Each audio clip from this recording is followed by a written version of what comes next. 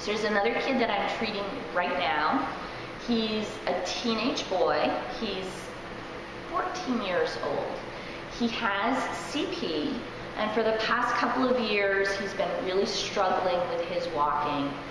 And in the end, the team decided that he just needed big orthopedic surgery. So he had what's called a femoral derotational osteotomy on the big femur bone in his hip. And after his surgery, he was non-weight bearing for a couple of weeks, which is typical. But then his surgeon wanted him to start walking again immediately. And the best place to do that was in the water. So again, we were able to put Kyle in the water, bring the water level all the way up to his shoulders. So really he was maybe only weight bearing 25% of his body weight. And he could start walking in the water weeks before he could do it on land. And we would turn on the treadmill and we would talk about the Red Sox and the Bruins, because that's all he cares about.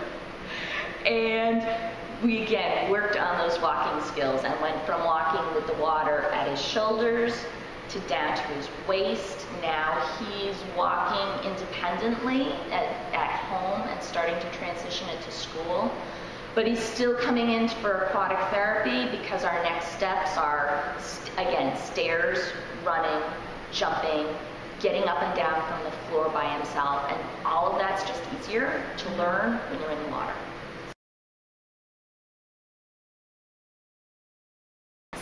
CP is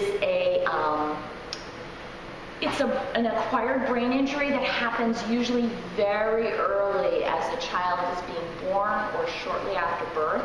So sometimes kids, especially who are preemies, may have a brain bleed following birth that affects the part of their brain that controls their muscles. And so that's CP, cerebral palsy. And so the kids kind of grow up